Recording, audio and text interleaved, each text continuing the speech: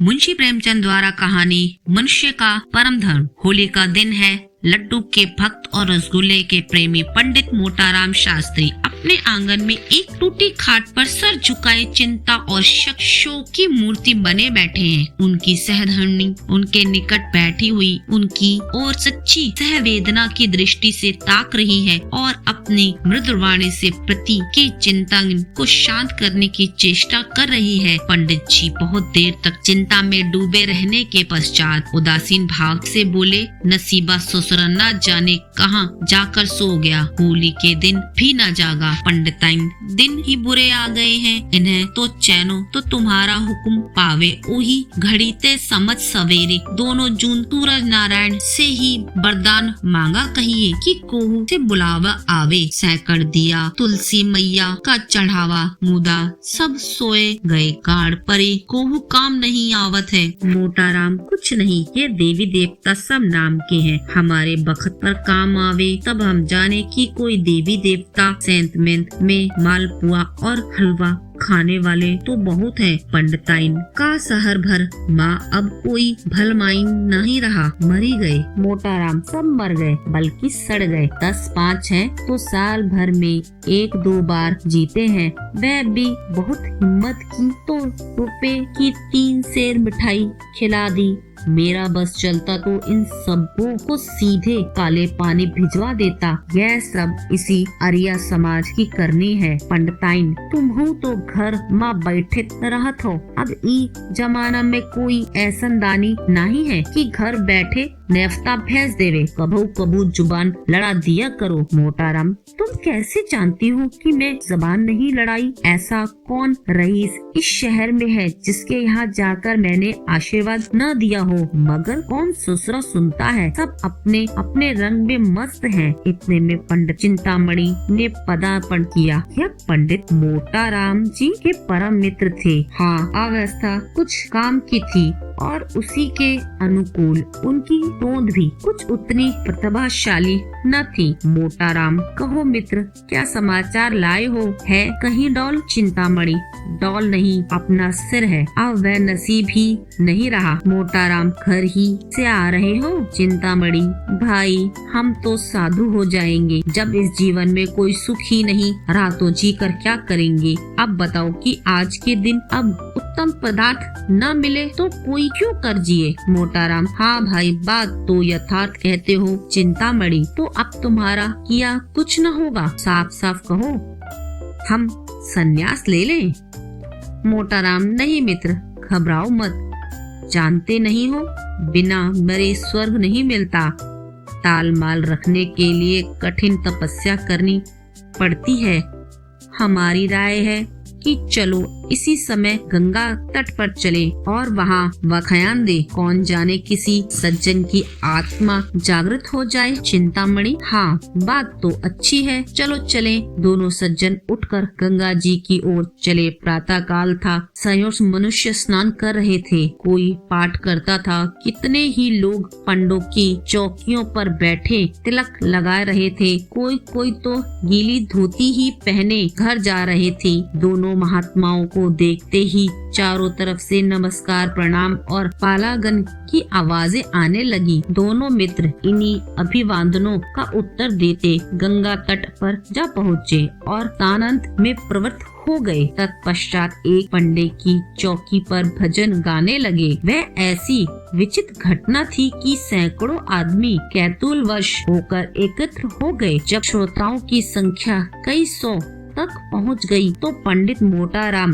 गौरव युक्त भाव से बोले, सज्जनों आपको ज्ञात है कि जब ब्राह्मण ने इस असार संसार की रचना की तो ब्राह्मणों को अपने मुख से निकाला। किसी को इस विषय में शंका तो नहीं? श्रोतागण नहीं महाराज, आप सर्वत्र सत्य कहते हो, आपको कौन काट सकता है? मोटाराम तो ब्राह्मण ब्रह्म के मुख से निकले यह निश्चय है, इसीलिए मुख मानव शरीर का श्रेष्ठतम भाग्य है। अतएव मुख को सुख पहुँचाना प्रत्येक प्राणी का प्रथम कर्तव्य है या नहीं? कोई काटता है हमारे वचन को सामने आए, हम उसे शस्त्र का प्रमाण दे सकते हैं। श्रोतागण, महाराज आप ज्ञानी पुरुष हो, आपको काटने का साहस कौन कर सकता है? मोटाराम, अच्छा तो जब यह निश्चय हो गया है कि मुख को सुख देना प्रत्येक प्राणी का परम धर्म है, तो क्या यह देखना कठिन है कि जो लोग मुख से विमुख हैं, वे दुख की भागी हैं? कोई काटता है इस वचन को? श्रोतागण, महाराज आप धन्य हो, आप न्याय शास्त्र के पंडित हो। मोटाराम, अब प्रश्न यह होता है कि मुख को सुख कैसे दिया जाए? हम कहते हैं जैसी तुमसे श्रद्धा हो, जैसा तुम में सामर्थ्य हो। इसके अनेक प्रकार हैं। देवताओं के गुण गाओ, ईश्वर वंदना करो, सत्संग करो और कठोर वचन न बोलो। इन बातों से मुख को सुख प्राप्त होगा। किसी को विपत्ति में देखो तो उसे दर्दस दो, इससे मुख को सुख होगा। किंतु इन सब उपायों से श्रेष्ठ, सबसे उत्तम, सबसे उपयोगी एक और ही ढंग है। कोई आप में से है जो उसे बतला दे?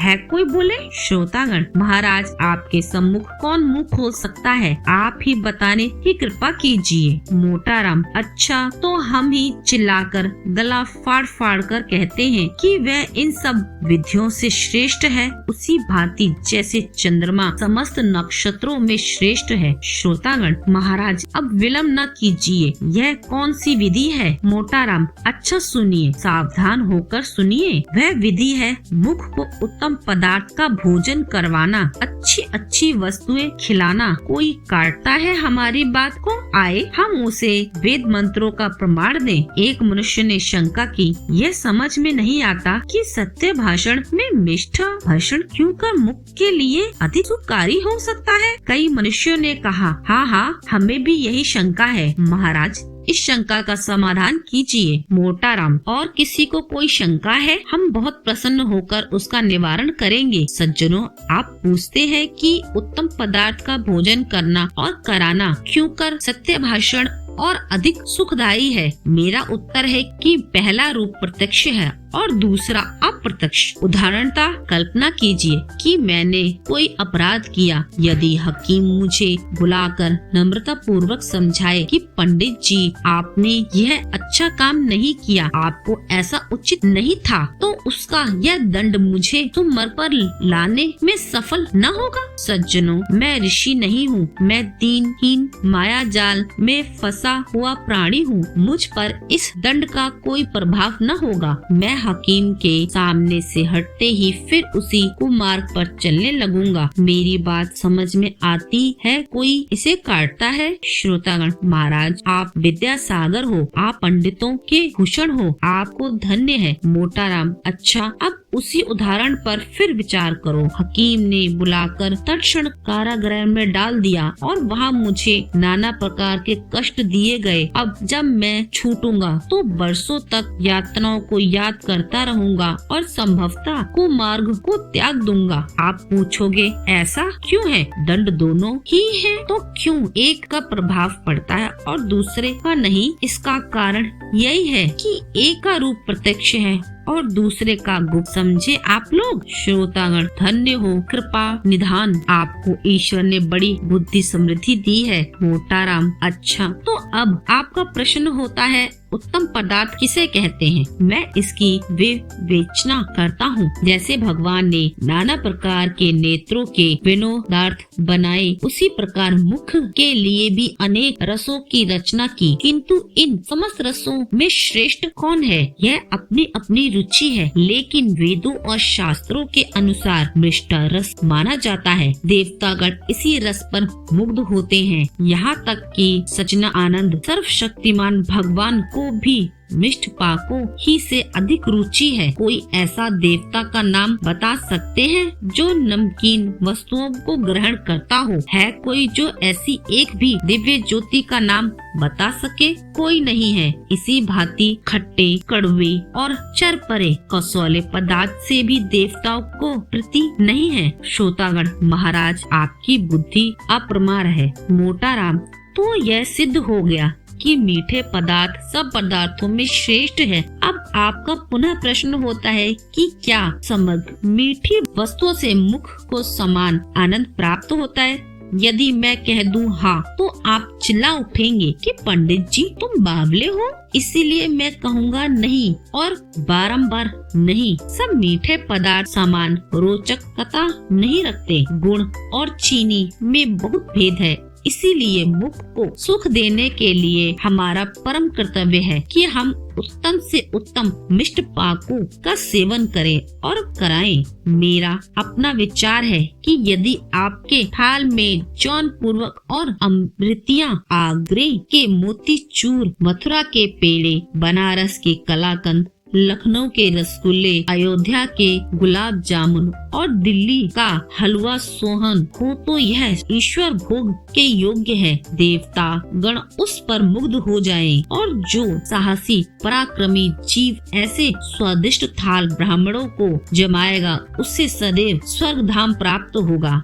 यदि आपको श्रद्धा है तो हम आपसे अनुरोध करेंगे कि अपना धर्म अवश्य पालन कीजिए, नहीं तो मनुष्य बनने का नाम न लीजिए। पंडित मोटाराम का भाषण समाप्त हो गया। तालियां बजने लगी। कुछ सज्जनों ने इस ज्ञान वर्षा और धर्म प्रदेश पर मुग्ध होकर उन पर फूलों की वर्षा की। तब चिंतामणि ने अपनी वाणी को विभूषित किया। सज्जनों, आपने मेरे परम मित्र पंडित मोटेराम का प्रभावशाली व्याख्यान सुना और अब मेरे खड़े होने की आवश्यकता न थी, परंतु जहाँ मैं उनसे और सभी विषयों में सहमत हूँ वहाँ उनसे मुझे थोड़ा मतभेद भी है। मेरे विचार में यदि आपके हाथ में केवल जौनपुर की इमरतियाँ हों तो वह पंचमेल मिठाइयों से कहीं स्वादपूर्ण और कहीं कल्याणकारी होगा। इसे मैं शास्त्रोक्त सिद्ध करता हूँ। मोटाराम ने सरोज होकर कहा,